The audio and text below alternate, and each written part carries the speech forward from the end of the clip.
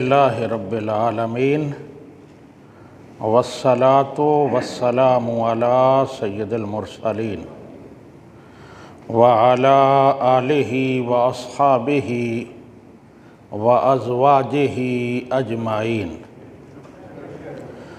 اما بعد فاعوذ باللہ من الشیطان الرجیم بسم اللہ الرحمن الرحیم محمد الرسول اللہ والذین معہ اشداء علی الکفار رحماء بینہم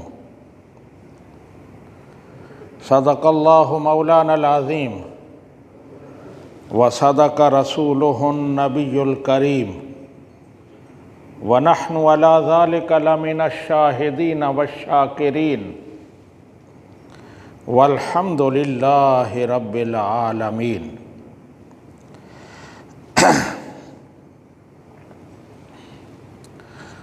برادران اسلام، آج کی گفتگو داماد رسول امیر المومنین سیدنا علی المرتضیٰ رضی اللہ تعالی عنہ کے حوالے سے ہوگی۔ چند باتیں آپ کی خدمت میں عرض کروں گا، مختلف حوالوں سے آپ کی سیرت و کردار پر بھی روشنی ڈالیں گے، اور اس سے اور جو باتیں ہمارے سامنے آتی ہیں ان پر بھی گفتگو ہوگی۔ رجب کے مہینہ میں آپ کی ولادت ہے، حضرت علی المرتضیٰ رضی اللہ تعالی عنہ کی، ان کا ذکر خیر ہوتا ہے۔ صحابہ کرام، اہل بیت اطہار اور دیگر مقدس شخصیات کبھی بھی ان کا ذکر کریں کوئی منع نہیں ہے، لیکن ایک بات یہاں میں ہائی لائٹ کرنا چاہتا ہوں۔ ہمارے ہاں اہل سنت و جماعت میں آج کل ایک نیا سلسلہ شروع ہو گیا ہے، جشن ولادت۔ سیدنا علی المرتضیٰ رضی اللہ تعالی عنہ کا جشن ولادت، سیدہ طیبہ طاہرہ فاطمۃ الزہرا رضی اللہ تعالی عنہ کا جشن ولادت، اور اب تو بہت آگے آ گئے ہیں، قائد انقلاب کا جشن ولادت، امیر اہل سنت کا جشن ولادت۔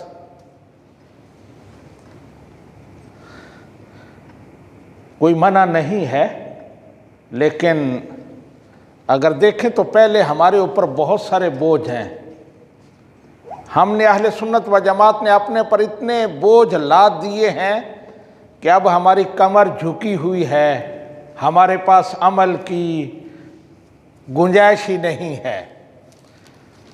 تو یہ معمولات جو ہم بڑھاتے جا رہے ہیں اپنے لیے مشکلات پیدا کر رہے ہیں۔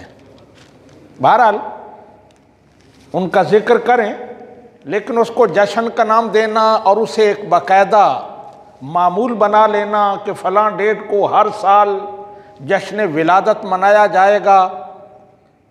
آج سے چند سال پہلے ہم سنتے تھے، بزرگ علماء کرام کہتے تھے کہ ہم عرس اولیاء کرام کے مناتے ہیں، صحابہ کرام کے بھی یوم وصال مناتے ہیں، لیکن ولادت صرف نبی رحمت صلی اللہ علیہ وآلہ وسلم کی خصوصیت ہے۔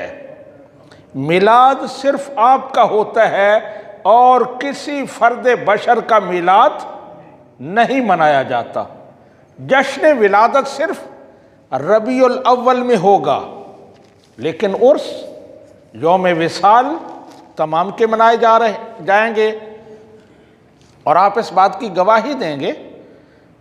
آپ بھی جب سے ہوش سنبھالا ہے سنتے آ رہے ہوں گے، فلاں مہینہ فلاں صحابی کا وصال کا ہے، فلاں مہینے میں فلاں صحابی کا وصال ہوا، رمضان المبارک میں سیدہ طیبہ طاہرہ سیدہ فاطمۃ الزہرا رضی اللہ تعالی عنہ، سیدہ حضرت عائشہ صدیقہ رضی اللہ تعالی عنہ حضرت علی المرتضیٰ رضی اللہ تعالی عنہ، ان کے یوم وصال ہیں، لیکن آپ نے کبھی جشن ولادت کا پہلے نہیں سنا ہوگا۔ لیکن اب یہ ایک تحریک اٹھی ہے، پہلے بھی ہم عمل سے بہت دور تھے، اور ایک نیا ہم نے ایڈیشن کر لیا ہے کہ اس میں ہم مصروف رہیں، ہمیں نمازیں نہ پڑھنی پڑیں، ہمیں عمل نہ کرنا پڑے، اس قسم کے شغل ہم مناتے رہیں۔ جیسے میں نے عرض کیا کہ بالکل ان کا ذکر خیر میں بھی کر رہا ہوں، عبادت ہے۔ صحابہ کرام، اہل بیت اطہار، اولیاء کرام، ان کا ذکر خیر عبادت ہے، کسی وقت بھی آپ کبھی بھی کر سکتے ہیں، لیکن کسی دن کو، کسی مہینے کو جشن کے طور پر منانا، یہ ایک نیا سلسلہ ہے جو آنے والے وقتوں میں ہمیں بہت پریشان کرے گا۔ پہلے بھی ہم نے بہت سارے سلسلے بڑھاتے رہے ہیں، اب وہ ہمارے سر کو آئے ہوئے ہیں۔ آپ نے علماء کرام کو سنا ہوگا، بہت سارے علماء کرام آج کل محافل نعت کے خلاف بول رہے ہوتے ہیں، لیکن چند سال پہلے یہی اس کو بڑھاوا دے رہے تھے، اس کے فضائل بیان کر رہے تھے۔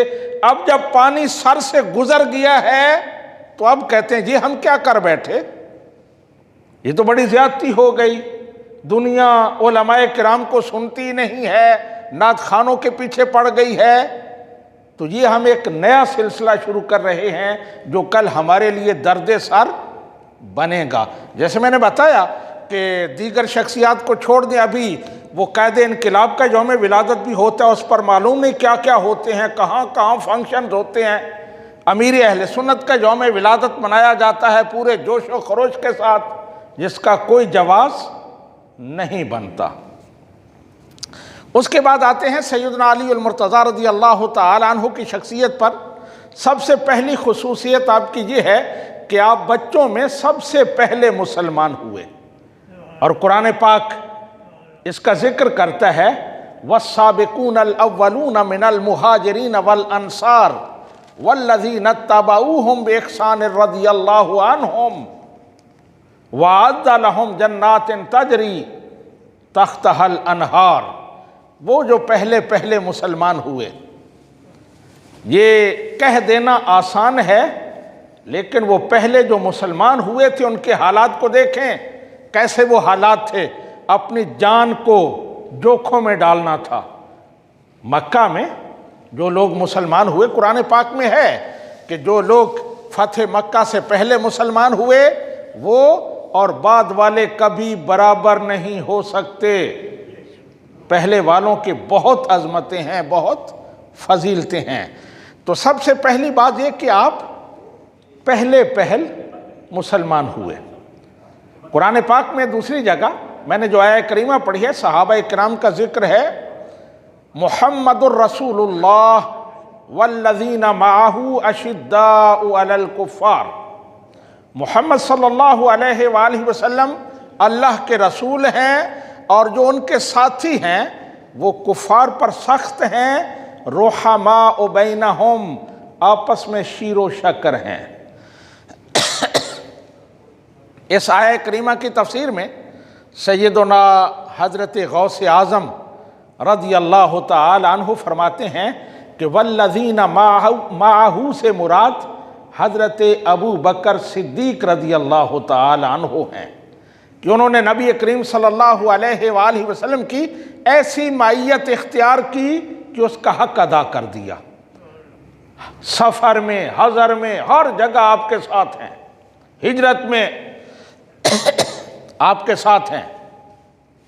دوسرا کہتے ہیں اشداء علی الکفار، اس سے مراد حضرت عمر بن خطاب رضی اللہ تعالی عنہ ہیں، کیونکہ وہ دین کے معاملے میں جتنے غیرت مند تھے ایسا اور کوئی مسلمان ہمیں نہیں ملتا۔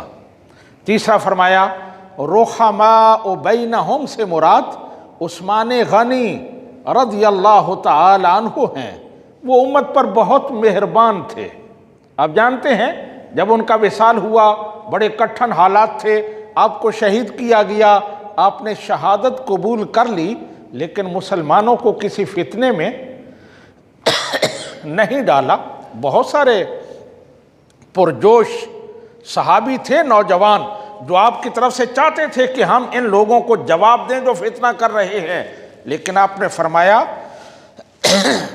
میں اپنی ذات کے لیے امت مسلمہ کو جنگ و جدل کا شکار نہیں ہونے دوں گا۔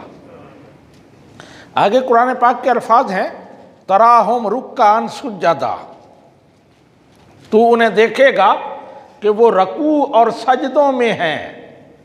تو حضرت غوث اعظم رضی اللہ تعالی عنہ فرماتے ہیں وَتَرَاهُمْ رُكَّعًا سُجَّدًا سے مراد حضرت علی المرتضیٰ رضی اللہ تعالی عنہ ہیں۔ کثرت رکوع و سجود میں آپ مشہور تھے، اور رکوع و سجود بھی کیسے تھے؟ ہماری طرح نہیں کہ جسم تو مسجد میں ہے لیکن دل کہیں اور ہے، غیر حاضر دماغی کے ساتھ ہم نمازیں پڑھتے ہیں۔ آپ کے بارے میں آتا ہے کہ جب نماز کے لیے کھڑے ہوتے بدن پر کپ کپی طاری ہو جاتی، چہرہ زرد پڑ جاتا۔ لوگ پوچھتے حضرت کیا ہوا؟ فرماتے اس امانت کی ادائیگی کا وقت آ گیا ہے جسے اللہ سبحانہ و تعالیٰ نے زمین و آسمان پر پیش کیا، وہ عاجز آ گئے، انہوں نے معذرت کی لیکن انسان نے اسے قبول کر لیا۔ اس امانت کی ادائیگی کا وقت آ گیا ہے، اس لیے میری یہ حالت ہے۔ اور تقوی و پرہیزگاری اتنی، فرماتے ہیں کہ ایک موقع پر قبرستان میں بیٹھے تھے، کسی نے پوچھا حضرت یہاں کیا کر رہے ہو؟ تو فرمانے لگے یہاں میں بیٹھا ہوں کہ یہ لوگ بڑے اچھے ہم نشین ہیں، نہ تو یہ کسی کا گلہ کرتے ہیں، نہ یہ بدگوئی کرتے ہیں، نہ یہ فحش کلامی کرتے ہیں، نہ یہ غیبت کرتے ہیں۔ میں یہاں آ کر بیٹھتا ہوں، مجھے یہاں سکون ملتا ہے۔ ایسے ہی ایک موقع پر آپ قبرستان میں گئے اور مردوں کو خطاب کیا، فرمانے لگے اے وحشت و تنہائی کے رہنے والو، اے بوسیدہ ہڈیاں والو، سنو تمہارے پاس کیا خبر ہے؟ اب ظاہر ہے قبرستان سے تو کوئی جواب نہیں آنا تھا، پھر خود ہی فرمانے لگے سنو ہماری خبر یہ ہے کہ ہم نے تمہارے مال تقسیم کر لیے، تم دنیا سے چلے گئے، ہم نے تمہارے مال تقسیم کر لیے، تمہارے شوہروں نے نئی بیویاں کر لیں، تمہاری بیویوں نے نئے شوہر کر لیے، یعنی وہ دنیا میں ہی ہم لگے ہوئے ہیں، ہمیں آخرت کی کوئی فکر نہیں ہے۔ پھر آپ کے ساتھ غلام تھا کمیل، اسے فرمایا کہ اگر یہ لوگ جواب دے سکتے، اگر ان کو اجازت ہوتی بولنے کی تو یہ بولتے اور یہ کہتے کہ سنو آخرت کی خبر یہ ہے کہ آخرت کا سامان تقوی اور پرہیزگاری ہے، اس کے علاوہ کوئی سکہ یہاں نہیں چلتا، اعمال صالحہ ہی یہاں چلتے ہیں۔ پھر کمیل کو خطاب کرتے ہوئے فرمایا کمیل قبر اعمال کا صندوق ہے، لیکن پتہ اس وقت چلتا ہے جب موت آ جاتی ہے، اس سے پہلے اس کا پتہ نہیں چلتا کہ قبر میں اعمال ہی کام آنے ہیں۔ احباب ایک اور پہلو سے چند باتیں عرض کرنا چاہتا ہوں، وہ ہے عقیدہ ختم نبوت۔ بڑا اہم عقیدہ ہے اور بہت ضرورت ہے آج کل اس پر کام کی، اس پر بات کی، کیونکہ منکرین ختم نبوت ہمارے نوجوانوں کو ٹارگٹ کر رہے ہیں۔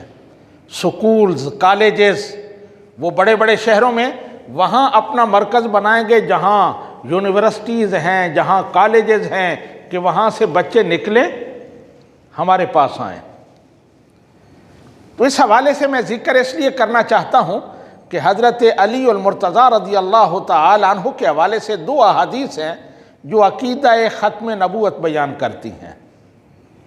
جب غزوہ تبوک ہوا تو نبی رحمت صلی اللہ علیہ وآلہ وسلم حضرت علی المرتضیٰ رضی اللہ تعالی عنہ کو مدینہ شریف میں آپ نے حکم فرمایا تم یہاں رہو، ازواج مطہرات اور اہل خانہ کا خیال رکھنا، مدینہ والوں کی لک آفٹر کرنا۔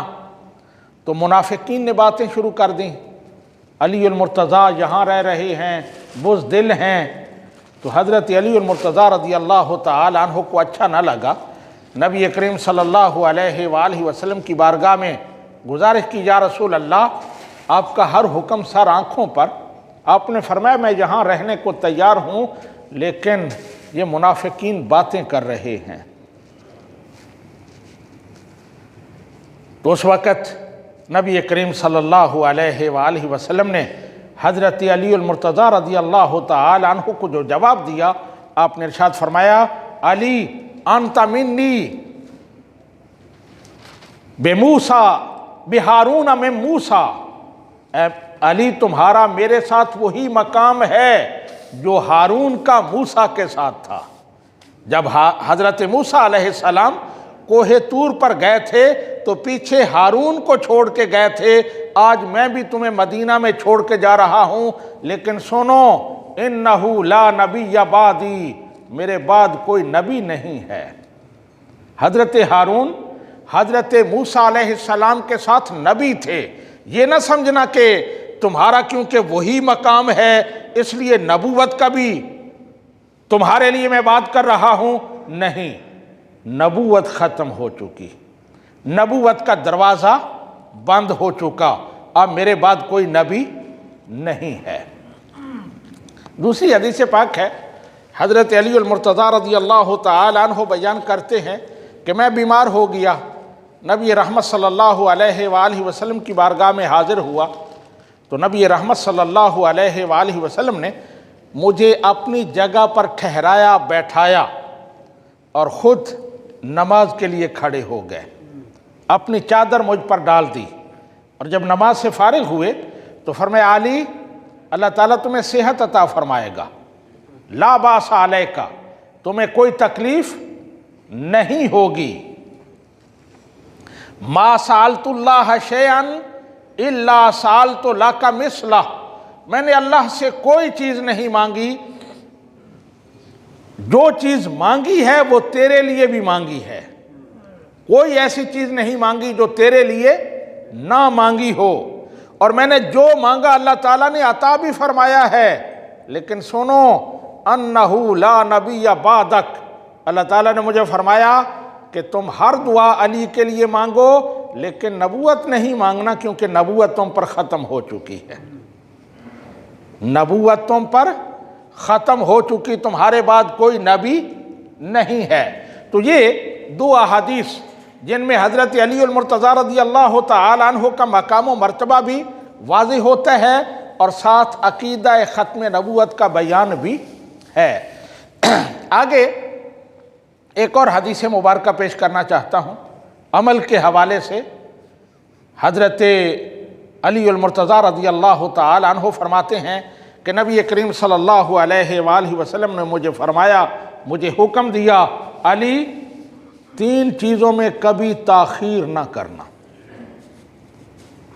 3 چیزوں میں کبھی تاخیر نہ کرنا، جلدی سے ان کو ادا کرنا۔ کون سی 3 چیزیں؟